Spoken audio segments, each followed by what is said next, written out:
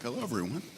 All right, Tom, Matt, thanks for joining us to talk about this. It seems like this August, I was going to say there are two constants, but I feel like there are three constants in D.C. right now: humidity, planning fantasy football drafts, and election security. So we got the fantasy football out of the way backstage. Let's talk about the election security part.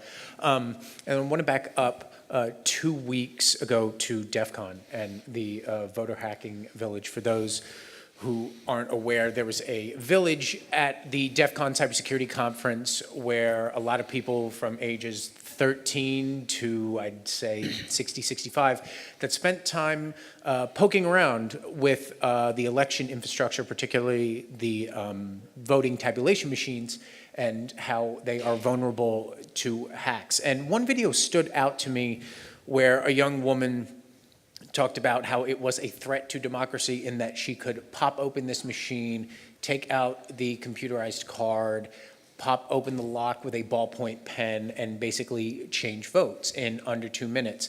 And it struck me because while that is a possibility, that doesn't seem very practical to me from a threat model perspective. So I'm wondering if you guys can talk a little bit about what you're seeing from a practical threat model perspective and whether this is something that election officials are actually worried about. Well, I think that, thank you for the question. I believe that DEF CON does have a place in our society for raising these concerns, but I think that some of the things that were done there were not realistic. I think that we had someone there, but I think that there are ways to work with the community to raise these concerns and bring those to the election officials so that people can say, hey, we can fix that. But to say, popping a machine, it would basically be the same as opening up an ATM in the middle of a bank.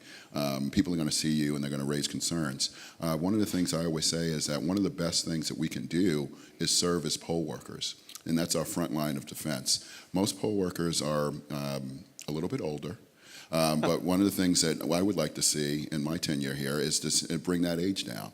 And so younger people serving as poll workers, more technologically advanced people. That's not to say that older people aren't technologically advanced, but to make that so that there are more people in the polling place, because at the end of the day, in presidential elections, we usually need 1.2 million people, and we fall short of that each and every time.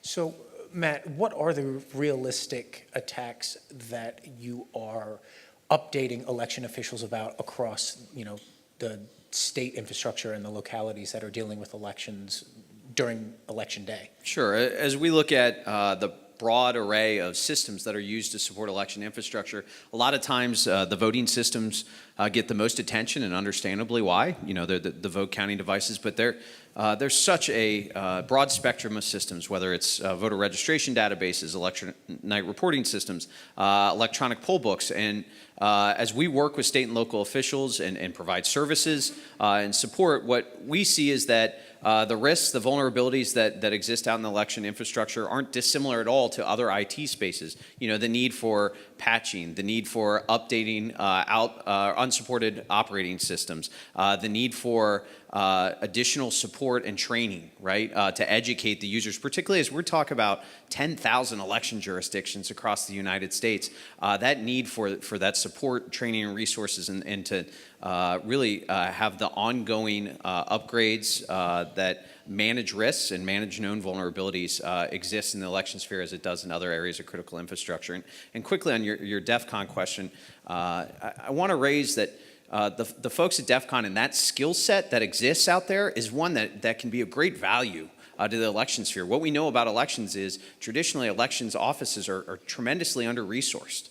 And so that skill set, if made available and productively engaged with election officials, I think could be very useful. And so I think the challenge for us in the elections community, I've been doing this for over a decade, is to work with that community to provide our perspective around what are the policies and procedures that help us secure the systems, and then to utilize that know-how and expertise that they have to, again, manage risks and identify vulnerabilities and mitigate those. So I think there's an opportunity there as we look at that skill set and the need for that type of resources. Okay, you hit upon a lot of things that I want to cover in the next 10 minutes. So No I feel like we problem. could talk about this for an hour, but Yeah. we'll try to do it in Yeah. 10 minutes. The vendor community, they work with these 10,000 jurisdictions that are monitoring elections, but with the noise around this conversation right now, what has been the conversation with the vendors? Because they are a key part of this, and I'm wondering what that conversation is like between the federal government and the Elections Assistance Commission and ES&S and Dominion and so forth. Right. I think that the vendor community has come around a lot in the last 10 years or so to figure out that it's not just about making profits. It's about you're serving the American people and are trusted partners in this. And I think that one of the things that DHS has done is form the sector-specific piece of the Government Coordinating Council. And so there's vendors on there. I think that with the folks at DEF CON, one of the things that they could have done is work with the vendor community to look at these vulnerabilities that may be out there. But I would say that the Election Assistance Commission, once a state decides that they want to participate in the voluntary voting system guidelines and have their systems tested and certified, it's a voluntary basis, but that sort of vulnerability testing is done through our agency. So, Matt, have you seen the vendors sort of step up through these programs, or is it really done more through the states? No, absolutely. We've seen the vendors through our Sector Coordinating Council, which is the council is part of critical infrastructure made up exclusively of election sector vendors. We've seen broad participation and engagement within the Sector Coordinating Council, not just the voting system vendors who you raised and are actively engaged, but also voter registration database providers, e-poll book providers, even some folks you wouldn't think about, like the Associated Press, who provides election night reporting results. And so as we identified Sector Coordinating Council participants, we took a view of it as who can we engage where risks lie, right? And so what we've seen is fantastic engagement from the Sector Coordinating Council, working with us to identify ways that we could provide support, information sharing, in order to help them not just protect their systems, but support their clients. And as we look at this, one of our views, I think, in supporting and sharing information with both the states and locals, but also the vendors, is that in many cases, those vendors, whoever, whatever systems, are part of the incident response, right, if something were to take place. So ensuring that they have the information available to them is critically important as they work to support their customers out in the field in case of cyber incidents and protecting their systems. So there was a big announcement this morning. There was data released on how states are spending the $380 million the federal government has given them in order to improve their cybersecurity. I would love to hear your thoughts about what jumped out to you among that money. I know there was a third of it is being spent just on pure cybersecurity upgrades, and then another third was designated for legacy tech. But it almost seems to me that that could be lumped into cybersecurity upgrades, because when you upgrade your technology, you're automatically going to have some better security put on top of it. So I'm wondering what you pulled away from the numbers that you guys have seen. One of the things that I think is our grants division did a great job of getting that money out to the states themselves so that this money could have an impact on 2018. But one of the things that jumps out to me is the fact that states, they were preparing for this election, but they added this to say, hey, we're getting additional resources, so what can we do? We're replacing our voting equipment. We're adding paper trails to that, but ensuring that if they add paper trails, they also do that in a way to ensure that those who have disabilities also have accessibility to it. But also adding cybersecurity people to their teams so that they can do this in-house as well on a state level and down to the local level. And seeing that money pushed down to the locals has really been amazing to me. Matt, anything to add? Yeah, I would add two things. One is I think the EAC deserves a tremendous amount of credit for the speed at which they got the money out and the transparency they're providing behind how the money's been used. I think as we look at the broader context of election security, that helps to instill confidence that the states both got the money and are spending it on the items to help them manage the risks to the systems. The other thing I was encouraged to see, DHS worked with the Government Coordinating Council within critical infrastructure on identifying possible areas of priority for spending the money. And I think you see reflected in there the states taking this very seriously and working on those priority areas like upgrading technology, like providing technical assistance down to the counties. I mean, we know several states that are putting boots on the ground into the counties to help assess their risk profiles and support them in mitigating those risks. So I think that's reflected in how the money's been seen and how seriously the states are taking securing their systems heading into 2018. So with the money that has been allocated, it seems to be more of a one-time thing. I'm wondering whether you think that this is something that we're going to see in the future as we come up to the next presidential election. Are the states going to come back to the federal government and say, we need more? Or should they? Or should it be more of a thing where the states worry about it in their own budget, or even the localities worry about it in their own budget? How do you see the funding mechanisms growing moving forward? I love when Tom tries to predict what Congress does. That's one of my favorite. I worked on the Hill for 11 years.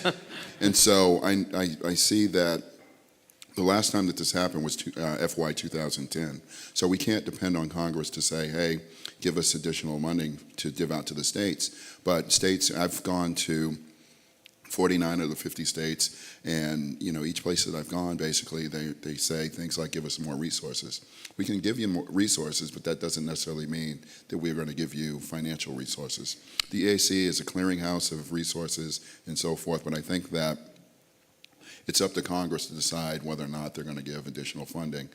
One of the things that might predicate that is some sort of thought of what's the next disaster that's coming around, which I hope doesn't happen. But one of the things that I would say to your audience is to make sure that their voter registration's up to date as we move forward. So just quickly on this, resources in general, not just money. Elections are under-resourced, right? State and local officials, the number of stories we've all, I think, in this room heard about how elections are treated oftentimes in many jurisdictions as an afterthought. And so I think it's incumbent on all levels of government to recognize elections as what they are, which is critical infrastructure, critical to the functioning of this nation, and to resource them appropriately. And that doesn't just mean money. I think funding's important, and we've seen really good examples out of states like California and Ohio, where the state has worked with the locals to appropriate money to replace voting systems and purchase newer technology, but also to provide that level of support in the form of IT expertise and services, like what we're doing at DHS and providing cyber hygiene scans and risk and vulnerability assessments. That helps save election officials both money, but also time, which is perhaps the most valuable resource they have. They can't get another day back, right? And so if we can provide that level of support, and there are some really great examples out in the states where state-level CIOs are working with Secretary of State's offices or the National Guard or others to help provide that expertise, and that's resources just as much as the funding is important, right? On the private sector side, we've seen a lot of companies step up and offer certain services. Yep. Microsoft comes to mind this morning with their announcement, McAfee, Cloudflare, Google with their DDoS attack protection. Do you think that that is a model that's going to be replicated? Because, like you said, they're under-resourced, so a lot of these products are free, and it's protecting the democracy. There's not really a dime. You're not going to see a large revenue stream come from that. So do you think that private sector has been helpful, and do you see that growing more so and helping out states and localities? Yeah, I've been really encouraged by the response on many in the private sector who have stepped up to help support election officials in a variety of ways, as you mentioned. And our engagement with the private sector at DHS has been fantastic, working with various companies to share information and make sure that state and local officials and others have the information they need to protect their systems. Moving forward, I would leave it to those companies to determine, sort of what their business model is in this space. I think their commitment is real and true in that regard. But I think more importantly, it's important for election officials and state and locals to be able to commit some resources to securing their systems regardless, because it shows their level of engagement and commitment to making sure that they're taking the steps they need to manage risks to the systems, right? And so I don't think we should rely on free services as the solution to this problem, although I really appreciate what's been done. I think all of us recognize that there needs to be regular and committed resources to securing election systems moving forward. Okay, in the final 20 seconds, lightning round here. A lot of this goes into protecting the trust in the voting systems. You talked about being a poll worker, but is there anything else on a citizen level that people can do in order to support the protection of these elections?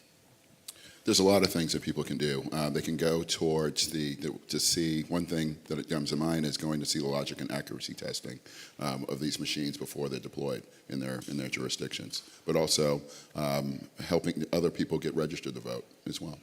So, yeah, absolutely. Look, we run elections at the state and local level for a reason. And that's so that citizens can engage directly with the process. Go talk to your local election officials, go participate in logic and accuracy testing, post-election audits, go be a poll worker, and go have your questions answered, because it's right there for you in your community. And so I cannot encourage folks enough. And also, if you're receiving information about elections, go check with those folks who run the process to make sure that it's correct. Great. Gentlemen, thank you for your time. Thank you.